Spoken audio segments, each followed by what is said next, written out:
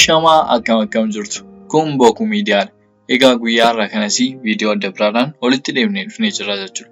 Egaa guyyaa irraa kanasii viidiyoon isiniif qabadee dhufe akkuma beekamu mana keessan teessanii karaa itti maallaqaa argachuu dandeessan jechuudha.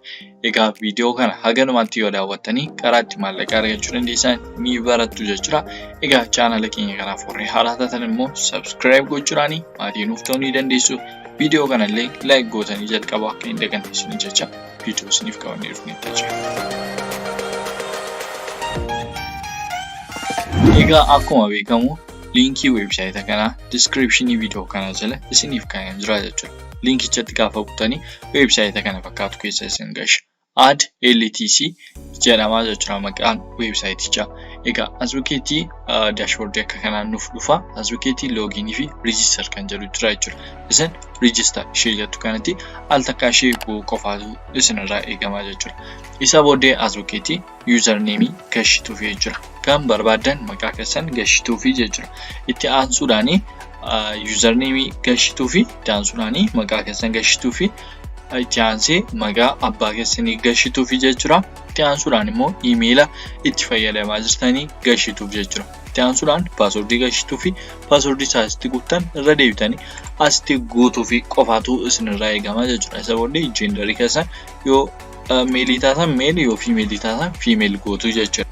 Egaa isa booddee erga jendarii keessan filattanii hammattee roobot ishee jettu kana gochuu akka hin daganne isa booddee register ishee jettu kanatti al takkaa ishee bu'uu qofaatu isinirraa eegama jechuudha.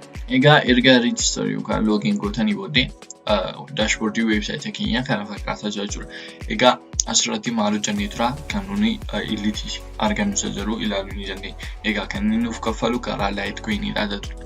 Egaa as bukkeetti akkaatu baalaansii maallaqa yookaan LTC meeqa akka qabnu as bukkeetti nuuf ka'a. Purchase balance kan jedhu immoo depositii irratti gootaniifidha jechuudha.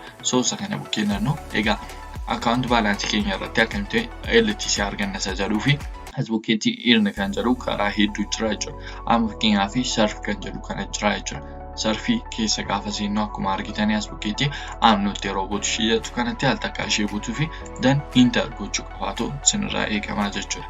Egaa enter erga gootanii booddee price jedhee amma kana Litecoin amma kana siif kenna sekondii 75 yoo view gootee turte naan jala. Kana jechuunis view'n godhaa fi sekondii 75 booddee gaafa deebi'ee dhufu Litecoin'in koo inni kuni naaf kennamaa jechuudha. Waliin gochuu ni dandeenya. View ishee jettu kanatti al takkaa ishee buunaafi jechuudha. Egaa view gaafa gootanii fi redirectii godhee weebsaayitii adda biraa keessa isin gasha. As bukkeetti waan tokkotti iyyuu buutanii as biraatii teessanii eegdu jechuudha sekondii sana. Sekondiin kun gaafa inni dhumu taabii sana cuftanii deebitu Litecoin'ii keessan isiniif kennaa jechuudha.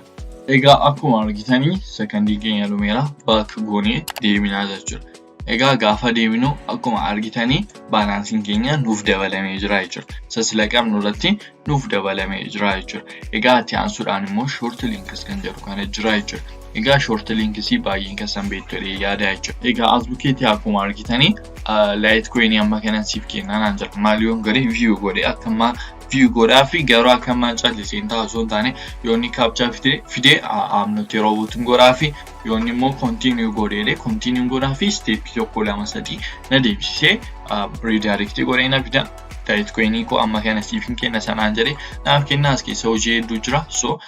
Ni gootu jechuudha. Hunda isaa yoo hojjettan ni argattu jechuudha. Kan baay'ee salphaadha.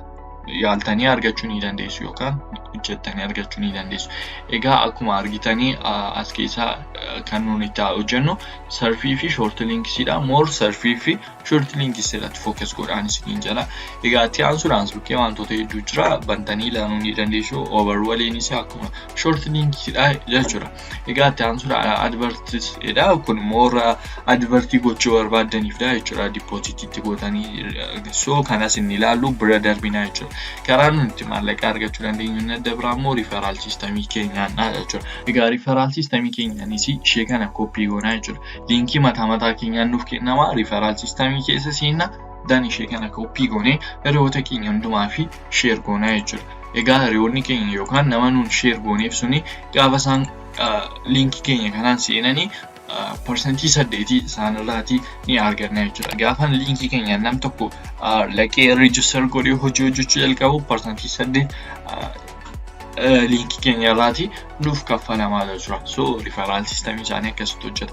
Egaa erga akkasumas akkamitti ragaan withdraw goonuu isa jedhuuf immoo asuma bukkee withdraw kan jettu jirti sheetaan akka isheen. Egaa withdraw isa jedhutti erga butanii booda akkuma argitan to faucet fi to wallet kan jedhu jira jechuudha. Move to purchase balance jedhu kanatti fayyadamnu sababi isaas kan depositidha. Nuti as bukkeetti irra gochuu barbaanna malee deposit gochuun barbaannu jechuudha. Warri barbaadan gochuu ni dandeessu garuu recommendation go to deposit website akkasii irratti jechuudha. So to faucet kan jedhu to faucet pay isa jedhu kanatti al takka ishee buutu jechuudha.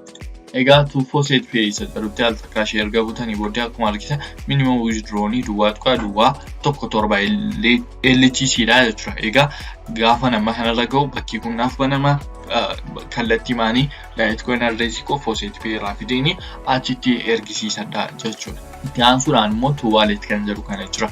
To wallet isa jedhu kanatti al takka ishee gaafa butanii akkuma argitanii please fill your withdrawal address dha jechuudha. As bukkeetti addressii Litecoin keessanii kan LTC faucet pay barbaadan Trust wallet fayyadamtan hundumaa irraati fidanii asitti galchituuf jechuudha kan Litecoin addressii keessan.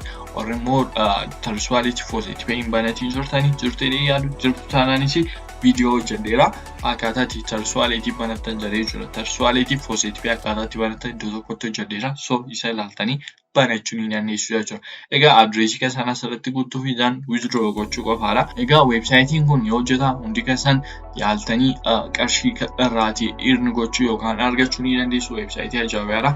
Hundi keessan yaaluu ni dandeessu jechuudha. Egaa viidiyoon guyyaa har'aa isiniif qabadhee fi kan fakkaata ture yaada kan gaaffii kamis qabdu taanaan koomentii irratti barreessuu ni dandeessu. Viidiyoo kanallee laayik osoo hin godhin warri daawwachaa jirtan laayik gochuu akka hin daganne chaanala keenya kanaaf warri haaraa taatan subscribe gochuudhaan maatii nuuf ta'uu ni dandeessu. Egaa viidiyoo bareedaadhaan haga deebinee wal agarruutti nagaan nuuf tura.